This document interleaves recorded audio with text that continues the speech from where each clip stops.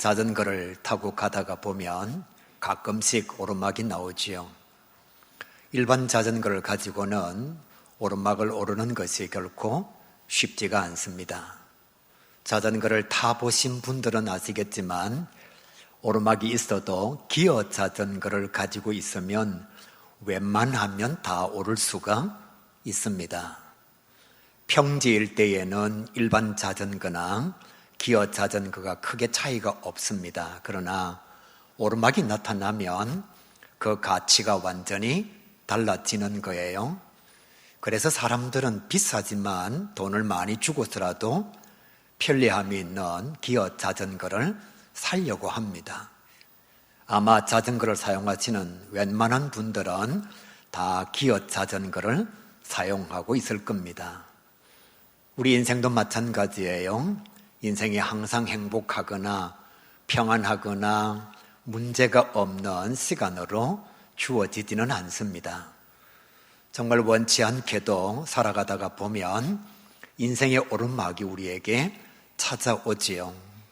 자녀가 갑자기 아프다든지 남편의 사업이 망했다든지 건강검진을 했는데 의사가 이렇게 말합니다. 말기입니다. 그러면 우리의 마음속에는 인생에 찾아온 그 오르막으로 인하여 어떻게 해야 될지를 잘 모르는 거예요. 원치 않는 인생의 오르막을 만나면 사람들은 대부분 좌절하거나 절망하거나 포기 낙심하게 되어 있습니다. 이것이 만약 심한 사람들은 미안하고 죄송한데요, 삶을 마감하게 됩니다.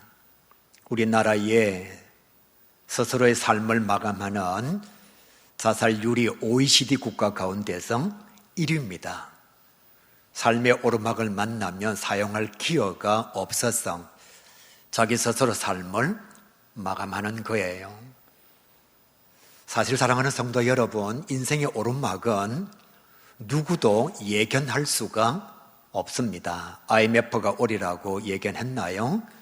금융위기가 찾아올 것이라고 누가 알았나요? 건강검진을 하기 전에는 멀쩡했습니다. 그런데 검사를 하고 보니까 말기암이 찾아오기도 하고 정말 믿었던 사람에게 사기를 당하기도 하고 잘 자라주기를 바랬는데 그렇게 기도했는데 자녀가 사고를 칠 때도 우리 삶의 현장에 찾아온다는 거예요. 그래서 사람들은 예견할 수 없는 인생의 오르막길을 만났을 때에 사용하기 위하여 여러 가지 기어를 평상시에 만들어 두고 있습니다. 어떤 사람은 돈을 많이 모아둡니다. 사실 돈이 조금 있으면 육신의 질병이 찾아왔을 때에 웬만한 오르막은 올라갈 수가 있습니다. 어떤 사람들은 공부를 열심히 하지요. 가진 것도 없고 집안도 별로 좋지를 않습니다.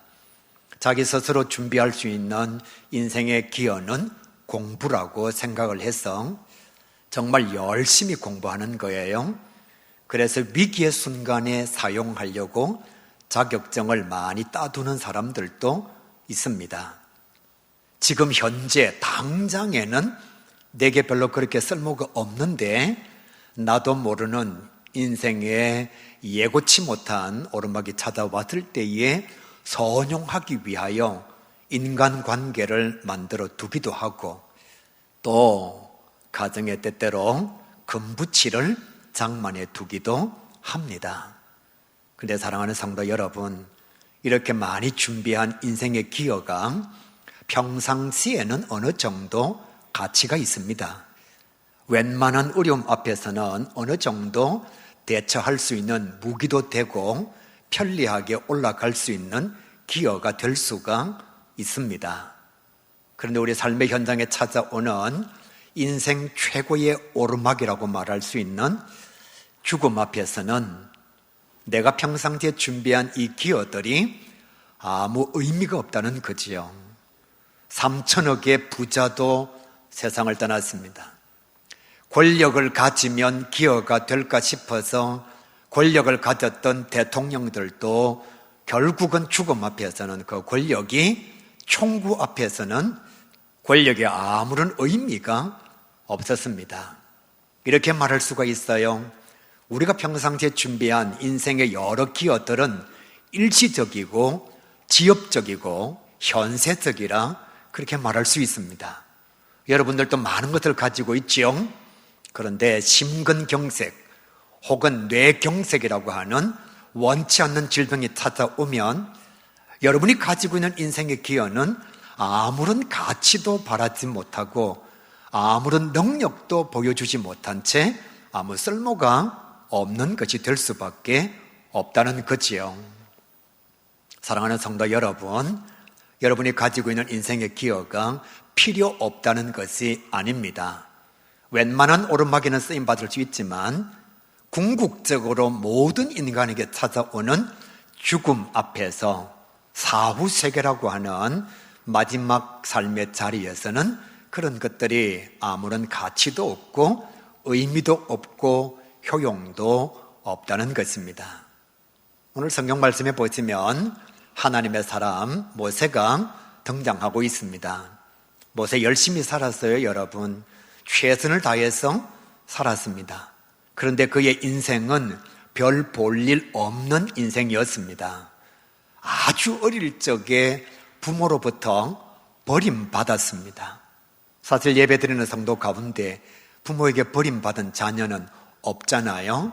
우리가 여러 가지 미사역으로 포장을 합니다만은 결국 모세의 부모가 더 이상 숨길 방법이 없어서 들키면 자기들이 죽임을 당하니까 어쩔 수 없는 방법으로 갈대 상자를 만들어서 모세를 나일 강물 위에 띄운 겁니다. 띄웠다라고 말하지만 실상은 버린 거지요. 여러분, 몇 개월 되지 않는 아이를 강물 위에 띄워놓으면 죽는 거지 살아갈 수가 있겠어요? 시간이 지났습니다.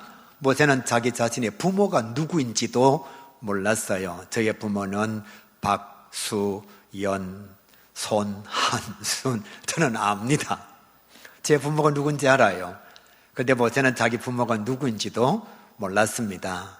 저는 가난했지만 아버지의 사랑 안에서, 엄마의 정성 안에서 우리 집에서 자랐습니다.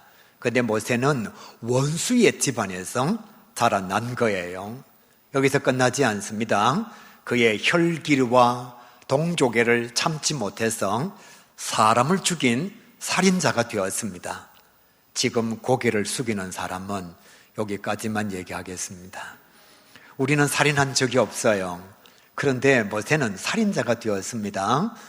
여러분, 사람이 잘못할 수 있습니다. 실수할 수 있어요. 성도들 가운데 그러면 안 되지만 음주운전할 수 있잖아요. 그죠? 사람이니까. 그러면 안 되지만, 그런데 사람의 연약성 때문에 음주운전하다가 사고 낼 수 있습니다. 그런데 진짜 나쁜 게 무엇인가 하면 뺑소니예요. 사고를 내고 난 뒤에 처리하지 않고 도망가는 거지요. 저와 여러분은 그런 비굴한 양심을 가진 사람이 아닙니다. 그런데 모세는요, 사람을 죽이고 난 뒤에 남의 나라로 도망을 갔습니다. 아주 얍삽한 사람이에요. 남의 나라 도망가서 그곳에서 외국 여자를 만나서 결혼을 합니다. 유대인은 원래 유대인하고 결혼을 해야 돼요. 그런데 모세는 유대인이면서 이방 여자와 결혼을 한 겁니다. 우리 옛말에 보리 서말만 있어도 처가살이는 안 한다 그랬습니다. 요즘은 돈 많은 처가가 좋습니다. 돈 많은 친가가 좋습니다. 캥거루 자녀들이 얼마나 많나요? 자라서 이제는 나가야 되는데 부모 돈이 좋아서 엄카 아니면 아카가 좋아가지고 엄마 카드나 아빠 카드가 좋아가지고 집을 안 떠나는 자녀들이 많잖아요. 그런데 예전에는 웬만하면 처가살이를 하지 않는다고 얘기했습니다. 예전에는 고부 간의 갈등 때문에 이혼을 많이 했습니다. 근데 요즘은요, 장서 간의 갈등 때문에 이혼을 많이 합니다. 모세는 처가살이를 한 거예요. 그리고 그의 직업이 무엇인가 하면 이드로 장인의 양떼를 치는 목동이었습니다. 자, 여기까지 보면 모세의 인생은 진짜 별 볼 일 없는 인생이에요. 자기 나름대로 인생의 기여를 많이 준비했지만 그 인생의 기여들이 삶의 현장에서 별로 쓸모가 없었다. 그렇게 성경은 말하고 있는 겁니다. 그런데 오늘 이때 말씀을 보면 이런 모세가 하나님을 호렙산에서 만나게 돼요. 하나님을 만나고 난 뒤에 모세의 인생이 완전히 달라집니다. 전반기의 인생은 별 볼 일 없는 인생, 다르게 말씀드리면 완전히 실패한 인생이었습니다. 그런데 오늘 성경 말씀을 기점으로 해서 하나님의 사람 모세는 그의 인생 자체가 180도로 달라지는 거예요. 하나님을 만났습니다. 그리고 민족의 지도자가 되었습니다. 40년 동안 200만 명이라고 하는 이스라엘 백성들을 젖과 꿀이 흐르는 가나안 땅으로 인도하는 출애굽의 영도자가 된 것입니다. 수많은 기적을 행하였습니다. 정말로 엄청나게 많은 전쟁에서 승리자가 되었습니다. 여러분은 성경을 아니까 이 말씀이 대단한 것 같지 않지만 여러분 생각해 보세요. 살인자예요. 도망자예요. 자기의 집안도 온전하지 않아서 처가살이한 사람입니다. 배운 것이 없어서 직업도 목동이에요. 이런 그가 하나님 만나고 난 뒤에 민족의 지도자가 된 겁니다. 출애굽의 영도자가 된 거지요. 홍해가 가로막혀져 있을 때에 하나님의 능력으로 말미암아 홍해를 길처럼 만든 사람이 하나님의 사람 모세입니다. 더 위대한 것은 그는 하나님의 말씀 성경을 5권이나 기록한 자가 되었어요. 저와 여러분이 가지고 있는 모세 5경은 모세가 기록한 것입니다. 선지자 중에 선지자가 모세입니다. 성경 말씀 속에 만약에 바로 그 선지자라고 기록되어져 있으면 왕 중에 왕은 다윗입니다. 선지자 중에 선지자, 바로 그 선지자를 지칭할 때에는 누구냐 하면 모세예요. 예수님께서 인류의 구원자로 오셨습니다. 다시 말씀드릴게요. 예수님께서 자기 자신의 생명으로 인류를 구원할 수 있는 인류의 구원자로 오셨습니다. 이렇게 대단하신 예수님께서 변화산에서 변화가 되어질 때에 예수님 곁에 나타난 사람이 누구냐? 예언자 중에 예언자 엘리야가 나타났습니다. 선지자 중에 선지자 모세가 나타났어요. 인류의 구원자 되시는 예수님과 함께 동급으로 서 있는 자가 누구냐? 엘리야요, 모세라는 것입니다. 하나님을 만나기 전에 모세의 인생은 비루한 인생이었습니다. 살인자였어요. 도망다니는 사람이었어요. 제대로 배우지 못했습니다. 이방 여자와 결혼했어요.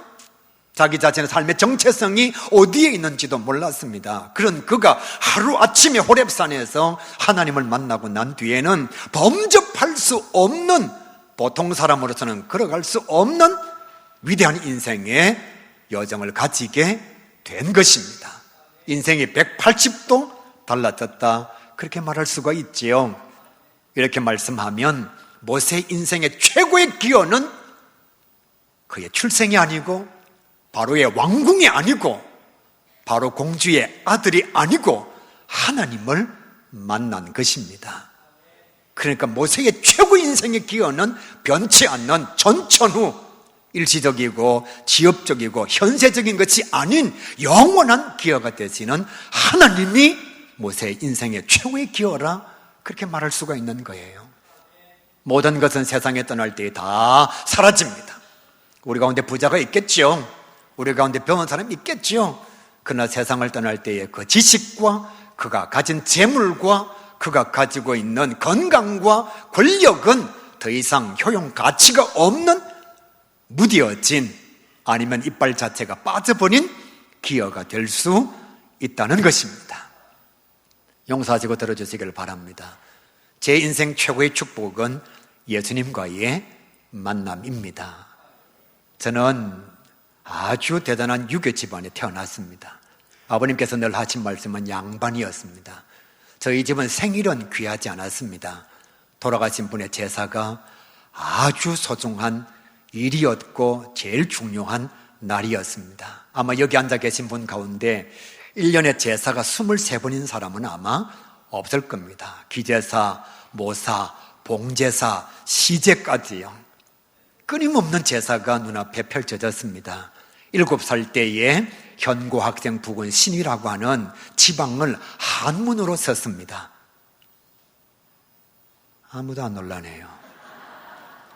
9살 때에 유세차 병짓는 모시 그리고 향재배로 끝나는 충문을 9살 때 썼습니다. 조율이시, 두동미서, 어동육서, 홍동백서 이와 같은 제사의 법도를 아버지에게 배웠습니다. 그러니까 우리 집에 최고 중요한 것은 돌아가신 분들의 제사였습니다. 9남매의 막내로 태어났습니다. 하루에 버스도 한 번 들어오지 않는 촌에서 태어났습니다. 근데 제가 만약 예수님을 만나지 않았으면 지금 뭐 하고 있을까 그런 생각을 해보면 정말 아찔합니다. 근데 제가 사랑하는 장로님 백일성 장로님과 백은복 백은택 장로님을 통해서 예수님을 영접하게 된 거예요. 그리고 난 뒤로 저의 인생은 완전히 달라졌습니다. 제가 유명해졌다거나 대단한 인생을 살고 있다거나 잘 먹고 잘 산다거나 엄청난 부자가 되었다는 것을 결코 말하는 것이 아닙니다. 제 삶의 방향과 인생의 가치가 완전히 달라진 것입니다. 그전에는 여러분과 똑같이 그냥 한쪽 아니면 반쪽 끝자리밖에 되지 않는 인생의 기여를 가졌다면 주님을 만나고 난 뒤에는 영원히 변치 않는 완전한 기여, 제 삶의 중심이 되는 하나님을 제 속에 가지게 된 것입니다. 그래서 자격증도 많이 있었지만 공무원의 삶의 여정도 가지고 있었고 보안 담당자로 변전소에 잠깐 근무하기도 하고 통신공사에서 설교도 담당했습니다만 지금은 제가 만난 완전한 기여가 되시고 인생의 중심이 되시는 하나님을 전하는 목사가 되어 있습니다. 우리 고연주호 장로님 정말 행복한 믿음의 길을 걸었다 저는 감히 고백할 수가 있습니다. 항상 긍정적이었습니다. 남에게 대접하는 것을 정말 좋아했습니다.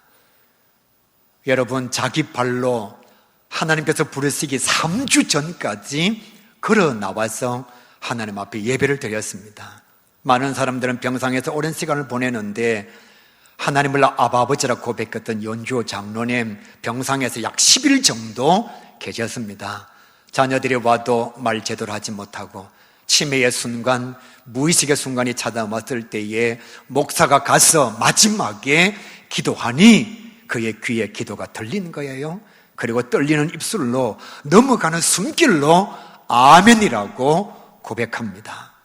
이 믿음의 힘이 얼마나 대단한지. 사랑하는 장로님에게 최고의 인생의 기여는 돈이 아니었습니다. 물질이 아니었고 자녀가 아니었고 그에게는 하나님 믿음이 인생 최고의 기여였던 거지요. 저희 장인어른 한재원 장로님 97세의 일기로 하나님의 부르심을 받았습니다. 제가 볼 때에도 정말 그분은 믿음에 최선을 다한 하나님의 사람이에요. 평생 새벽 기도의 재단을 쌓아지고 또 교회가 힘들고 어려울 때에 교회 재정을 다 책임지시고 촌교회라서 목사님이 계시지 않으면 설교도 감당하시고 교회 청소도 하시고 어느 날 시간이 되어서 치매가 오고 육신의 질병이 찾아왔습니다. 어르신이기 때문에 어쩔 수 없는 환경이지요. 그런데 정신이 멀쩡하면 집에 앉아 계십니다. 치매의 순간이 오면 집을 놨습니다. 아버님을 아무리 찾아도 어디에 계신지 모르겠어요. 그런데 어디에 가면 아버님이 앉아 계시느냐? 평생을 지켰던 새벽 기도의 그 자리. 또 정신이 돌아오면 집으로 오십니다. 또 치매의 순간이 다가오거나 망각의 순간이 오면 자기도 모르게 발걸음을 새벽 재단 기도의 자리로 돌아갔습니다. 하루에 10번씩 그것을 반복했습니다. 그러다가 더 이상 견딜 수 없는 삶의 시간이 왔을 때에 목사님의 품에 안겨서 목사님이 기도해 주시고 그리고 아버님이 고백합니다. 목사님 제가 천국 먼저 갑니다. 먼저 가 있겠습니다. 그리고 돌아가셨습니다. 제가 그 교회 담임 목사님을 알지요. 그 목사님께서 저를 만나서 이렇게 목사님이 목사에게 고백을 했습니다. 목사님, 나는 성경을 통해서 천국이 있다는 사실을 믿습니다. 그런데 이번에 장로님의 죽음을 보면서 천국이 존재한다는 것을 확신하게 되었습니다. 얼마나 얼굴이 평안한지. 목사님, 제가 먼저 가 있겠습니다. 제가 천국에 먼저 가겠습니다. 사랑하는 성도 여러분, 믿음의 힘이 얼마나 대단한지, 무의식의 상황 속에서 이제 인생의 마지막 끈을 놓는 그 순간에도 그 기어는 의미가 있다는 거예요. 죽음의 두려움이 아니라 오히려 자유함을 누리게 되고 하나님의 나라를 소망하면서 이 세상을 떠날 수 있는, 이게 진짜 인생의 기여가 아니겠습니까? 저도 그것을 가지고 있고 우리 연주호 장로님도 그것을 가지셔서 마지막 순간까지 아멘이라고 고백하셨고, 저희 장인 어른도 목사님이 기도해 주실 때에 하나님의 나라를 바라보면서 환한 얼굴 가지시고 하나님의 나라에 입성하신 것입니다. 사랑하는 성도 여러분, 교회만 다니지 마시고 진짜 하나님을 만나시기를 바랍니다. 집사요, 장로요, 목사요, 그 타이틀은 신앙의 세계가 아닙니다.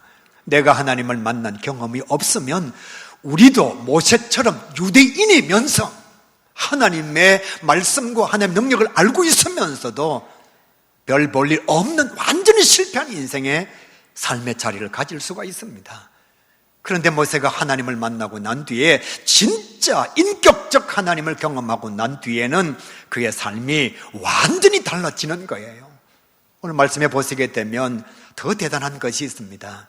하나님께서 자기 자신에게 다가오는 모세에게 이렇게 말씀하셨습니다. 모세야, 네가 선 곳은 거룩한 곳이니 너의 발에 신을 벗어라. 그렇게 말씀하셨어요. 네가 선 곳은 거룩한 곳이니 더러운 신발을 벗어라. 두 가지의 의미가 있습니다. 거룩한 하나님을 만나려면 더러운 것을 버려야 한다는 것입니다. 지금까지 네가 의지하고 믿음의 대상이 되었던 너의 신발을 이제는 벗어버리고 나로 의지 대상을 바꾸라고 하나님께서 모세에게 명령하시는 거예요. 모세는 하나님의 말씀에 순종해서 하나님을 만나는 일에 방해가 되는 자기 발의 신을 벗어버렸습니다. 우리가 하나님을 만나야 하는데 왜 하나님을 만나지 못하느냐? 하나님을 만나는 일에 있어서 방해가 되는 것을 목사이면서 장로이면서 권사이면서도 버리지를 못하고 있는 거예요. 그것을 버려야 거룩한 곳으로 나아갈 수 있는데, 그것을 놓아야 나를 찾아오신 하나님을 만날 수가 있는데, 이재철 목사님 그러면 정말 대단한 목사님이십니다. 엄청난 목사님이십니다. 후배들이 존경하는 5분의 목사님 가운데 들어가시는 분이 항상 이재철 목사님이십니다. 그런데 이 이재철 목사님이 원래는 집사였어요. 결혼할 때에는 완전히 탕자였습니다. 엉망이었어요. 교회 집사인데 술과 담배를 끊지 못해서 그냥 새벽 5시, 6시까지 항상 술독에 빠져 있었습니다. 무역회사 다니면서 봉급을 많이 받았죠. 친구가 좋고 술이 좋고 쾌락이 좋아서 아내는 그냥 집에 혼자 남겨놓고서 자기가 이렇게 고백했습니다. 허랑방탕의 삶을 내가 살았노라. 성악을 전공한 아내를 술자리로 불러내어서 노래 막 시키기도 하고 자존심을 갉아먹기도 하고 마음의 상처를 주기도 하고. 그런데 이 사람이 예수를 안 믿는 사람이냐? 아니에요. 교회 집사였어요. 그런데 술을 포기하지 못해서, 담배를 포기하지 못해서 그 방탕의 삶을 계속적으로 영위한 거예요. 그러다가 어느 날, 그날도 술에 떡이 되어서 고주망태의 모습으로 새벽 5시에 집에 돌아왔는데, 평상시에는 잠자지 않고 깨어있던 아내가 잠들어 있습니다. 깨우려고 하다가 옆에 보니까 아내가 무엇을 적어 놓은 일기장이 있습니다. 평상시에 자기 같으면 절대로 보지 않는데 그날은 무엇에 이끌림을 받았는지 그 일기장을 보았다는 거예요. 일기장에 사모님이 이렇게 적어 놓았습니다. 오늘도 수요리 길을 한없이 한동안 말없이 걸었다. 이 지옥 같은 인생의 길을 언제 끝을 낼까? 손목을 그어서 죽을까? 절벽에 뛰어내려서 죽을까? 아니면 목매달아 죽을까? 언제 내 인생의 지옥이 끝날 것인가? 그러나 나는 절대로 죽을 수가 없다. 나를 사랑하셔서 하나밖에 없는 생명을 내게 주신 분이 계시는데 내가 어찌 죽을 수 있느냐? 내가 죽고 나면 이 남자는 어떻게 할 거냐? 목사님이 그 글을 본 거예요. 집사일 때였죠.